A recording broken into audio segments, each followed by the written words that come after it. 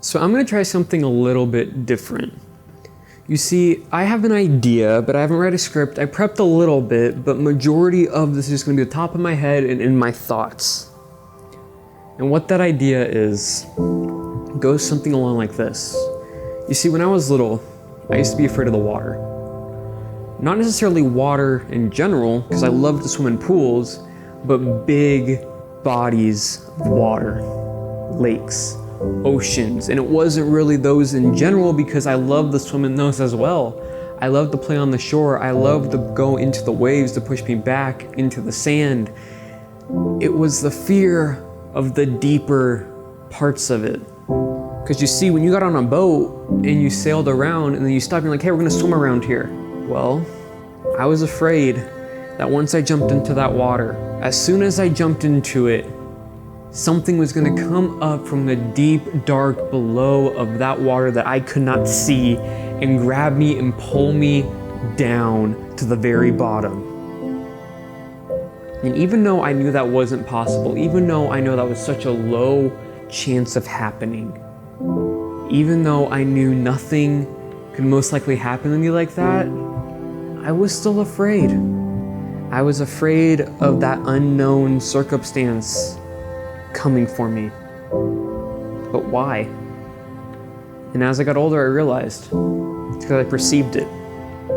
I perceived in the unknown, thinking that was going to be my reality. And to a point now, I've realized that's not true. I gotten over it. And again, why? Out of anything that can be it, for fear of water, why something that I couldn't see? But isn't that much like life though? We fear the future because we can't see it. We fear the things that come into our lives because we don't know the outcome of what's going to happen. Because we have such a repetitive life to where we go to work and we do it every single day. We get up, we work, we get up, we work, we come home, we just hop on, watch TV, we eat food, we repeat it over and over and over again in whatever order you want to do it. And then the weekend comes and we repeat the weekend with the same things over and over and over again. But when something new comes, something that is different, something that we don't really know much about, we don't embrace it. And we sort of push it away and just observe it from a distance until we make sure that it's okay. We just dip our toe in the water a little bit and then we slowly come in. We don't cannonball, we don't dive straight in. We just make sure that it's safe and then we walk in. But that shouldn't be the case. As Will Smith says, the greatest things in life are on the opposite side of fear. Think about it like this. Say if there was a movie, some movie that you saw, or you just saw the trailer, you didn't know what it was about, you didn't know how the ending was gonna be, you only knew a few of the actors, but it seemed like a really good movie. So you were excited, you were anxious, you were a little nervous because you didn't really know much of the outcome, but you still took it. You said, you know what, I'm gonna go see this movie tonight.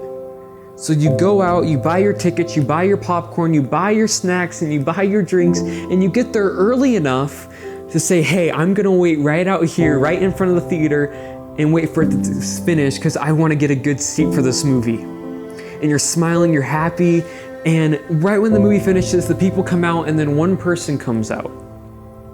And you notice this person doesn't seem too happy. You notice they have such a sour look on their face, they're upset, and they come up to you and they're like, hey, are you gonna go see this? And you're like, yeah, it seems interesting, I'm excited. He's like, don't do it. It's not worth your time. Movie was all right, and honestly, the ending was horrible. And he just ruins the entire ending for you, completely ruins it. And then he walks away. At this point, you're upset, you're confused, you're like, why did he have to ruin it for me? Do I even want to go see it now? And you look down and you see that you have your popcorn and your food and your ticket in hand, and you're like, well, at least I'll go see some of it, and if I like it, I like it, if not, oh well. So you get in, you get a really good seat, and you're like, well, here I am. In the very beginning of the movie, you're not happy. You're sort of like, I can see why you didn't like it, but there were some good things though. And in the middle, you're like, this is actually getting really good. I don't know why you didn't like it. And then at the very end, you realize that ending was one of the greatest endings you ever saw. It was fantastic. You loved it. You want a second movie of it. You stayed through all the credits. You were the last one to leave that theater because you were so happy and excited for the movie. You enjoyed it that much, and you look back and you realize, why didn't this person ever like it? I guess he doesn't have the same taste as me.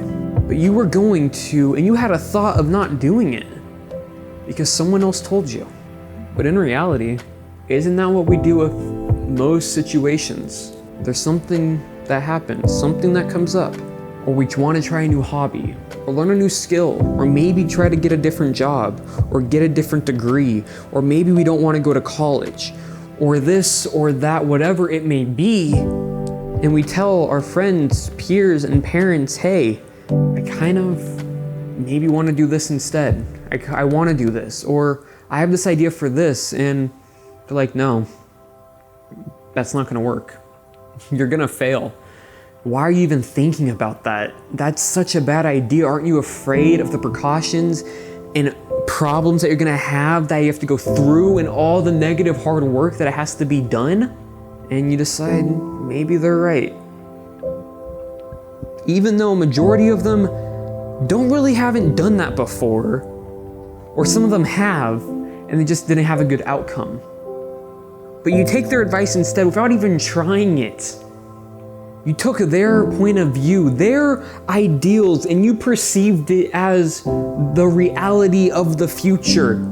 Even though we don't know about the future of the unknown, you didn't take a dip, you didn't see how it was gonna be, you just said, nah, I'm gonna go the other way. You didn't embrace that future of the unknown.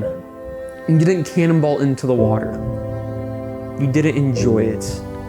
But what if you did? What if you did embrace it? What do you think could happen? Do you think you would enjoy and have fun and love through all the problems and progress and see where you've come? Or do you think you'll fail, but you take it as a learning experience to something more? And you get back up and you're like, you know what? I failed, but let's see if I can try it again differently. Or you know what? I failed, but that was a good learning experience for me in the future, rather than not doing it at all and being the same. But who knows? I'm only 20 years old. I still have so much more to learn and go through. But I can tell you this. Graduating out of high school, I didn't go to college. I decided I want to be an entrepreneur and do my own thing and make videos and learn my own skills and abilities that can help me and help my future that I perceived. And when I told people this, I told adults, I told friends, I told people, some of them said, no, you're gonna fail. Someone said, no, you're gonna have a problem with that. No, you can't make money that way. No, you're not gonna be successful. No, you're just delusional. What are you thinking? But I did it anyways. And I've learned more, and I've become more successful in my life than I would have if I never took that risk. But again, this is my life. I'm not yours. You can do whatever you want with your own life.